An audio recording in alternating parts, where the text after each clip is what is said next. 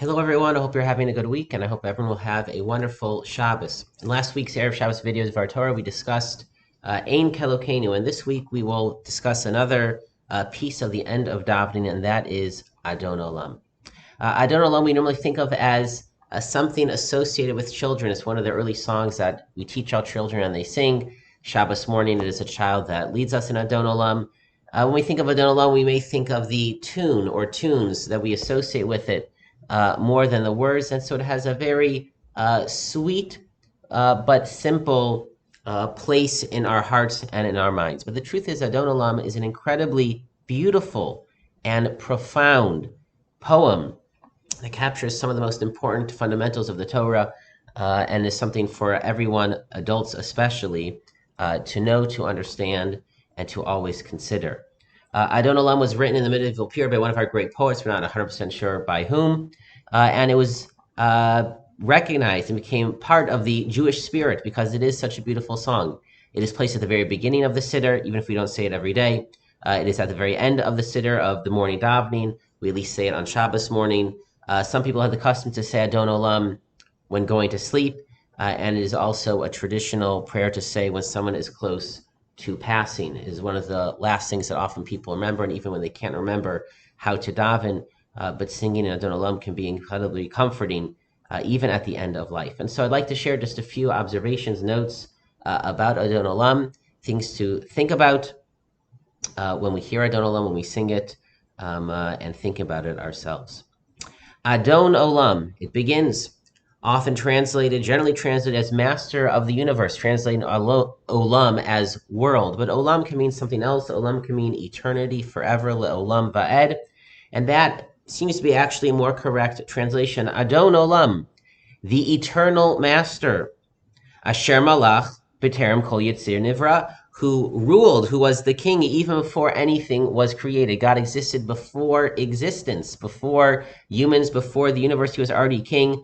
Leis nasa b'chefso kol, but then when everything came into being by his will, by his desire, when he created the world, Azai melech Shemo nikra, then his name was called as king. What changed before and after creation? Not whether or not God was king, as Adon Olam puts it, but whether or not he would be known as king, whether or not there are others who could call him as king.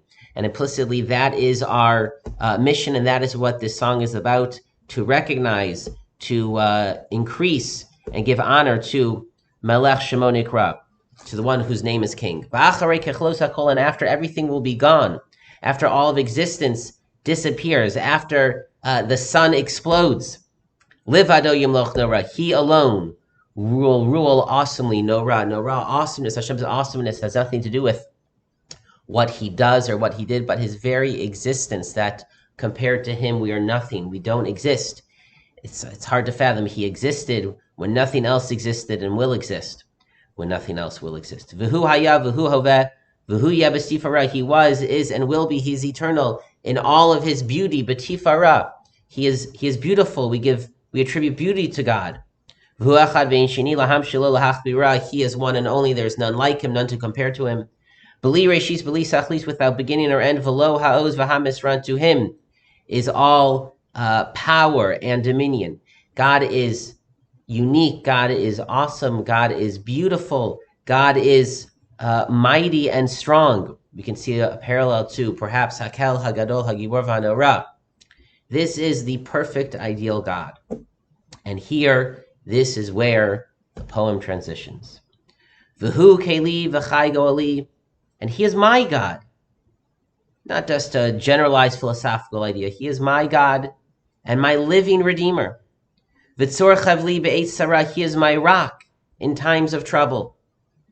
V'hu nisi umanos li. He is my flag in whom I find pride, and my refuge when I am scared. Menas kosi b'yom ekra, my portion, whom I call out to on the day of my prayer. Biyado afkid ruchi.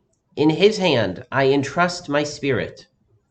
Be'es ishan ve'a'ira, when I sleep and I will awake. This is why there was a custom to say it before going to sleep and before, when one is close to death, that when we are passing away, we are entrusting our soul with God, though we know we will awake with Tchias HaMesim and it will be returned to us. V'im ruchi geviyasi, and with my spirit and my body, or with my spirit will be my body, they will be reunited again. Hashem li v'lo ira, God is with me, I shall not fear. Similar to the pasuk in Tehillim Chaf Daled,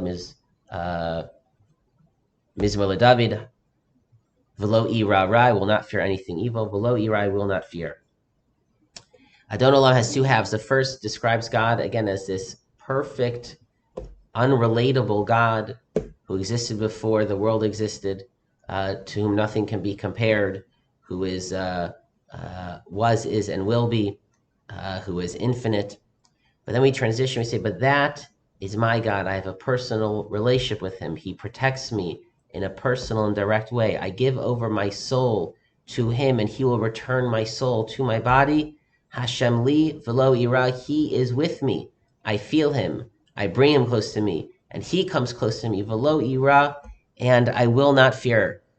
We all have fears. We all have our nighttime fears, anxieties when we go to sleep. We have general anxieties of life. There are perhaps moments when we have acute fears.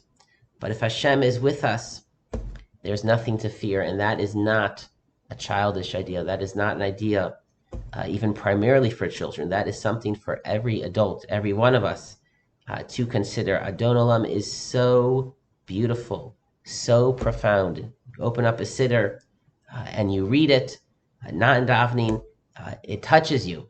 And in davening, even if it's the last thing that we say, we can try to be a little bit more into it. We can try to connect to it, to listen to the words, to sing along the song, and let its profound messages touch us. Good Shabbos, everyone, and Shabbat Shalom.